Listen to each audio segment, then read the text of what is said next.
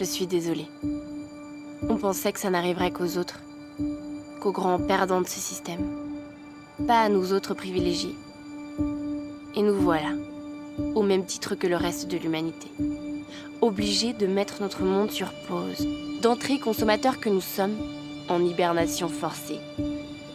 Pour la première fois, on a décidé de ralentir cette course effrénée à la croissance, au nom de la vie. Nous sommes la première génération à vivre les conséquences du réchauffement climatique et la dernière à pouvoir y faire quelque chose. Je suis désolée. Drôle de destin que celui de cette génération Y. Drôle de sentiment que de se battre pour une guerre qu'on n'a pas nous-mêmes déclarée. C'est vrai. Je suis désolée. On n'y est pour rien. On n'était pas là quand ils ont décidé de couper les arbres pour en faire des billets, de sacrifier la moitié des animaux marins en 40 ans pour quelques points de croissance, d'enfermer la nature dans des parcs et de parquer le vivant dans des eaux. On n'était pas là quand ils ont décidé de trouer la couche d'ozone pour sentir bon nez dessous de bras, quand ils ont vidé les océans pour y mettre du plastique. On n'était pas là quand ils ont décidé que ça valait le coup de condamner certains à la misère pour nos t-shirts à 1 euro qu'on oublie au fond des placards. Quand ils ont décidé que certains métiers valaient mieux que d'autres, que pour finir les fins de mois, il fallait mieux être designer ou start-upper que paysan, infirmier ou professeur. J'aimerais vous dire que ça va aller, qu'on peut continuer à binge-watcher Casa de Papel, popcorn à la main, pendant que nos décideurs s'occupent de faire tout le sale boulot. J'aimerais vous dire que la technologie sauvera le monde, que ces politiques en carton nous préparent autre chose qu'un avenir en porcelaine, que les grandes compagnies ont compris maintenant. Ça y est. Mais vous y croyez vraiment ?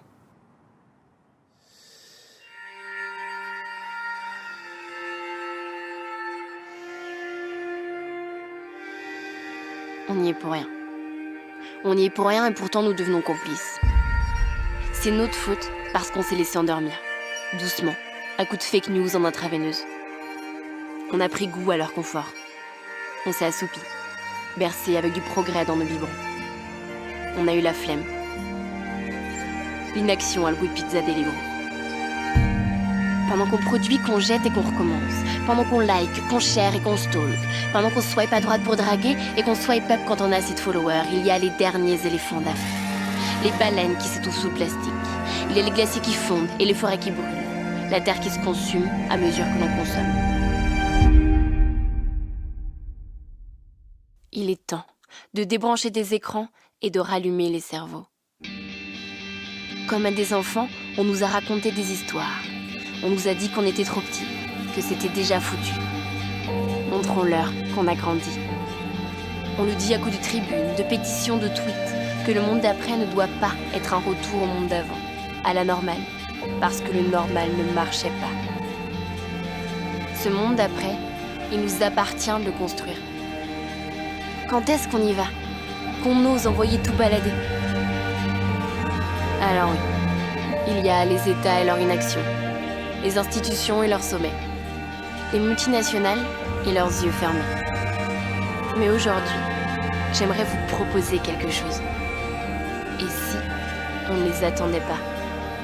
Il va nous falloir du courage, de l'audace. Tant il va de soi qu'il est plus facile de crier au complot que de mettre les mains dans la terre. Tant il est plus confortable de dire que c'est sa faute, à l'autre, à lui, à eux. Il va falloir qu'on ose se poser la question. De quoi est-ce qu'on sera fier ? En tant que génération, je veux dire. Est-ce qu'on sera fier de la 5G pour télécharger nos pornos en une fraction de seconde ? De nos cartes du monde à gratter et puiser d'avoir fait le Mexique, fait l'Inde, fait le Costa Rica. Est-ce qu'on sera fier du mascara waterproof ou des lunettes de réalité augmentée quand on devient aveugle à celles qu'on a sous les yeux ? Ou est-ce qu'on sera fier d'appartenir à ceux qui ont réussi à dévier l'histoire ? Confinés, en quarantaine dans un système malade. Pour la première fois, on a appris que ne rien faire, c'était déjà agir. Alors comprenons que notre flemme canna-bol de céréales est une validation sournoise de ce modèle. Ne rien dire, c'est être d'accord. Ne rien faire, c'est ne pas vouloir que ça change. Voilà un pari bien risqué que de remettre notre sort entre les mains d'une poignée de boomers. It's supposed to be 70 degrees today. It's freezing here. We need some global warming. 핵 단추가 내 사무실 책상 위에 항상 놓여 있다는 것. This is iPhone 10. It is the biggest leap forward since the original iPhone. And to do that, the NSA specifically targets the communications of everyone. It ingests them by default. And that was a big mistake. And it was my mistake. And I'm sorry. À vous entendre, on devrait plonger dans la guerre civile, on devrait mettre des millions d'emplois en danger, si vous voulez, parce que l'apocalypse nous guette. Make our planet great again. Ne les laissons pas, par leur ignorance, par leur inaction, par leur nostalgie destructrice d'un monde qui s'éteint, choisir pour nous. Ils ont déconfiné nos corps, il va falloir déconfiner notre flemme.